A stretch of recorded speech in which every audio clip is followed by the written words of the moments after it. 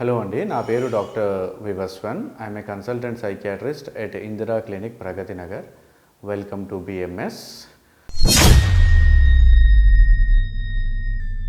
ఈరోజు మనము డిస్కస్ చేసుకుంటున్న టాపిక్ మోస్ట్ ఫ్రీక్వెంట్గా ప్రతి ఒక్కరిలో దాదాపుగా చాలా కామన్గా చూసే విషయం, అదే యాంగ్జైటీ డిజార్డర్.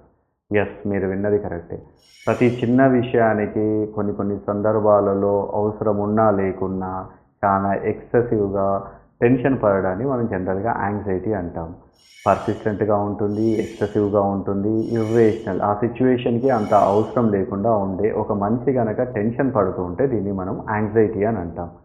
జనరల్గా ఈ యాంగ్జైటీ అనేది మనకి కొంతమందికి కొన్ని సందర్భాలనే వస్తుంది. ఎక్కడైతే మనం మన యొక్క కేపబిలిటీస్ అన్ని సరిగ్గా యూజ్ చేసుకోలేము అని అనిపించే సిచ్యువేషన్లో మనకి యాంగ్జైటీ వస్తుంది.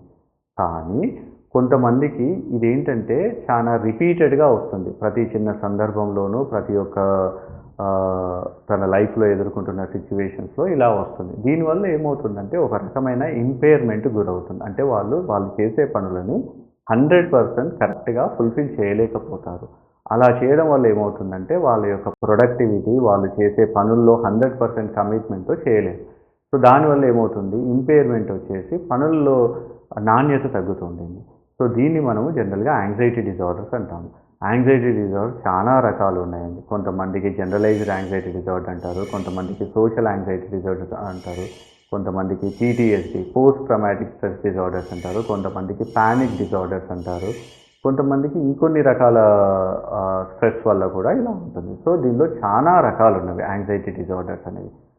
ఏ విషయం వల్ల ఆ పర్టికులర్ పర్సన్ ఇబ్బంది పడుతున్నాడు, అతను జనరలైజ్డ్ యాంగ్జైటీయా, సోషల్ యాంగ్జైటీయా, PTSDయా, దీనివల్ల అతను ఇబ్బంది పడుతున్నారో దాన్ని ఫస్ట్ మనం అనలైజ్ చేసేసి దానికి సంబంధించిన చికిత్స అందిస్తే అతను ఈజీగానే ఆ సిచ్యువేషన్ నుంచి బయటకు వస్తాడు. జనరల్గా మనకి ఈ పర్టికులర్ యాంగ్జైటీ డిజార్డర్స్ రావడానికి ముఖ్యంగా మన బ్రెయిన్లో ఉండే కొన్ని రకాల న్యూరో ట్రాన్స్మిటర్స్ యొక్క హెచ్చు తగ్గ వల్ల ఇలాంటివి వస్తూ ఉంటుంది. కొన్ని రకాల న్యూరో ట్రాన్స్మిటర్స్ పెరగడము, తగ్గడము, కొన్ని రకాల బాడీలో ఉండే హార్మోన్స్ పెరగడము, తగ్గడము, కొన్ని దాన్ని ఏమంటారు ఫిజికల్ డిజార్డర్స్, కొంతమందికి డయాబెటీస్, హైపర్ టెన్షన్, అలాంటి సిచ్యువేషన్స్లో కూడా ఇలాంటి యాంగ్జైటీ సిమ్టమ్స్ చాలా ఫ్రీక్వెంట్గా మనకు కనబడతాయి. ముఖ్యంగా హార్మోనల్ లోపాల్లో ఉన్నప్పుడు యాంగ్జైటీ డిజార్డర్స్ చాలా ఫ్రీక్వెంట్గా కనబడతాయి. ఈ యాంగ్జైటీ డిజార్డర్స్ని మనము ఒక్కసారి కనుక అనలైజ్ చేసేసి డయాగ్నోస్ చేశాక ట్రీట్మెంట్ ఇవ్వడం చాలా ఈజీ. కొంతమందికి మందులతో తగ్గిపోతుంది, కొంతమందికి థెరపీస్ ఇవ్వాల్సి వస్తుంది. జనరల్గా మోస్ట్ కామన్గా చాలా మందికి థెరపీస్ తోటి తగ్గిపోతుంది. ట్రీట్మెంట్ జనరల్గా చాలా తక్కువ మందికి అవసరం పడుతుంది.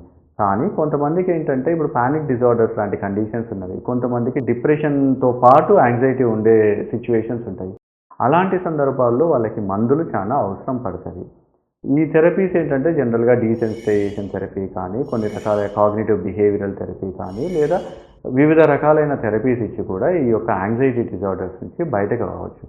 సైలెంట్గా యాంగ్జైటీ నుంచి సఫర్ అయ్యే బదులు డాక్టర్ దగ్గరికి వెళ్ళేసి దాని యొక్క అనలైజ్ చేసుకొని దానికి సంబంధించిన ట్రీట్మెంట్ 3 లేదా 6 నెలల పాటు ఉంటుంది. లేదు థెరపీ అయితే 4 నుంచి 8 సెషన్స్ తీసేసుకొని యాంగ్జైటీ డిజార్డర్స్ నుంచి ఈజీగానే దూరం అవ్వచ్చు. కారణం జెనెటికా, లేకపోతే ఎన్విరాన్మెంటలా, లేకపోతే హార్మోనలా, లేకపోతే సిచ్యువేషనలా, దీంతో తెలుసుకొని దానికి అనుగుణంగా కనుక మన ట్రీట్మెంట్ తీసేసుకుంటే ఈ యొక్క ఇబ్బంది నుంచి చాలా ఈజీగానే బయటపడవచ్చు.